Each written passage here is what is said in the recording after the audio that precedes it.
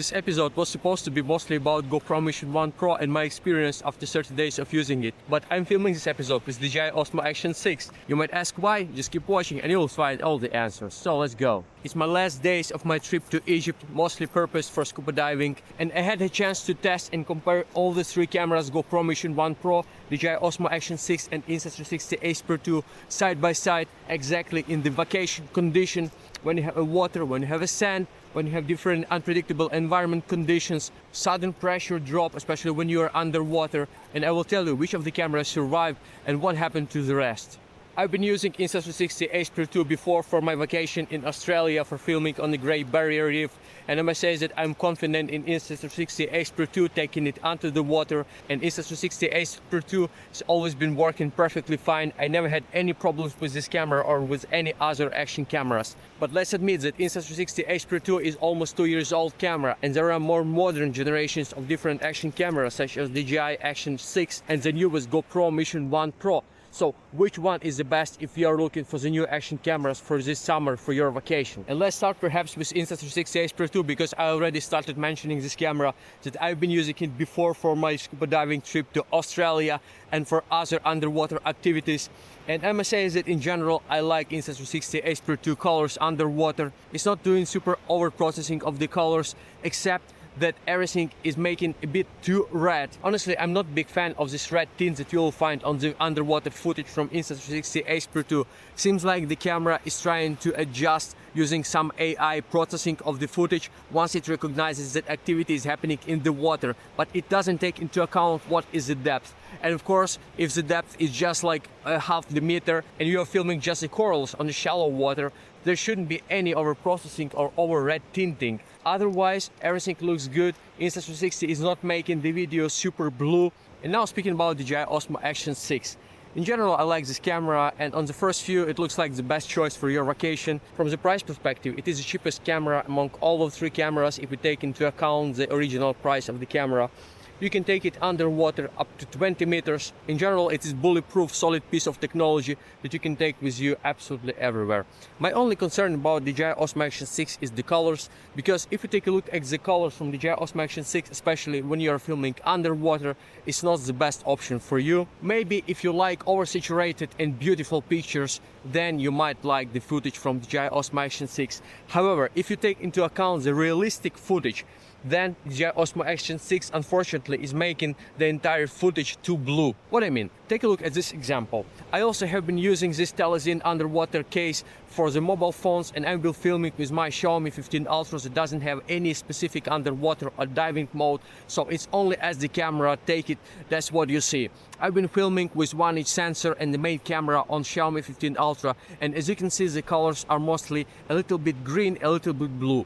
But if you look at the footage from Osmo Action 6, the footage looks absolutely blue. It is beautiful for the advertisement, for the marketing campaign, but if you want realistic footage, then Osmo Action 6 looks overprocessed to me, and I wouldn't rely on this camera as on the source of the truth if I want to see how the real underwater world look alike. In this case, even Insta360 Ace Pro 2 look more realistic to me. Of course, if not to take into account this red tint that might appear on Insta360 Ace Pro 2 footage. But overall, between Action 6 and Insta360 Ace Pro 2, both cameras are equally good. For filming with DJI Osmo Action 6 underwater and while snorkeling, I've been using also this Telesin Selfie remote selfie stick that can be connected remotely with Osmo Action 6, and you can use it even underwater up to 15 meters.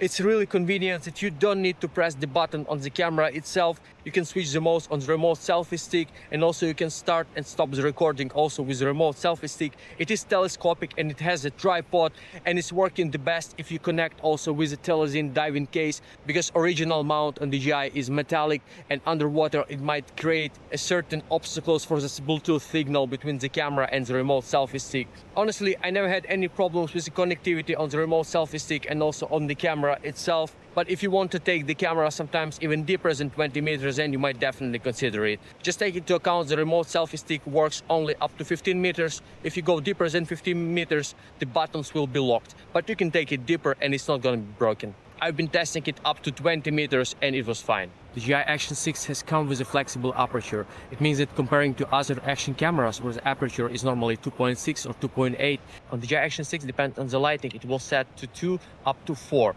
and ideally it should work after the sunset in the low light condition perfectly. But right now it's 10 minutes after the sunset, and I must say that it's already pretty obscure around. It's like not so dark like evening dark, but it's already definitely not the daylight. And I'm still filming in 2.8. DJI still didn't change it to 2.0 aperture. So what's the point? I don't know. Maybe if you are filming indoor, it's a completely dark room. So it is almost 30 minutes past sunset, and still Osmo Action 6 is filming with aperture 2.8. So why it's not switching automatically to 2.0? I have no idea. Okay, so only now, 30 minutes past sunset, I'm indoor. Now the aperture has been dropped to 2.0. But no, now it's again 2.3, 2.5, 2.5. Yeah. And let me answer the main questions that I started this video with. If this video is about GoPro Mission 1 Pro, why I'm not filming it with GoPro Mission 1 Pro, but actually with the DJI Osmo Action 6? Well, the first reason is that I've been using my GoPro Mission 1 Pro just 1 hour ago for the snorkeling, and I almost consumed the entire battery, so the camera is charging. But the main reason for that is a noise. So let's review GoPro Mission 1 Pro closer. To my opinion, GoPro Mission 1 Pro from the image quality perspective is the best among all the action cameras at the moment on the market. It provides the best, the most realistic colors. The image quality is just excellent. I like in general that GoPro Mission 1 Pro is not trying to make your footage unrealistically nice like other brands are doing it. And in general, GoPro Mission 1 Pro is working very stable, very fast.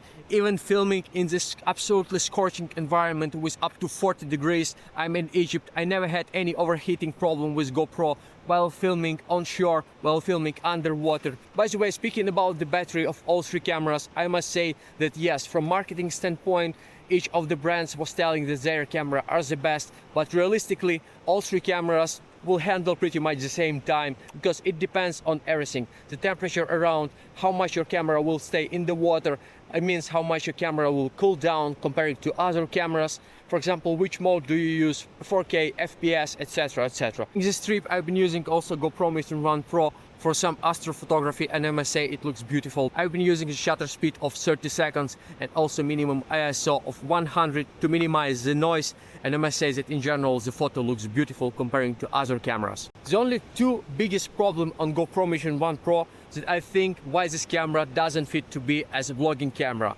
The problem number one is the sound. I don't like the sound from GoPro Mission 1 Pro. It actually catches absolutely all the noise around. I've been trying different sounds configuration. So now is a perfect light. It's actually golden hours. It's 1 hour before the sunset. As you can see that I'm sitting here on the beach filming on GoPro Mission 1 Pro. All the standard configuration. It's a standard video mode, 4K 30 FPS with a linear field of view. I've been trying to use this GoPro gain mode for like enhancement voice mode. I've been trying to use different auto mode and on mode for the wind reduction. And every time when I was filming here nearby the shore, the noise was absolutely horrible. Even when I was keeping the camera like just maybe 50 centimeters from my face. I don't know why it is so, because if we compare with Osmo Action 6 or Insta360 Ace Pro 2 that cancels the noise and sounds pretty good, GoPro Mission 1 Pro still has a big problem with that, and that's the main reason why I'm not filming this episode with GoPro Mission 1 Pro. Another problem with GoPro Mission 1 Pro is its focus distance.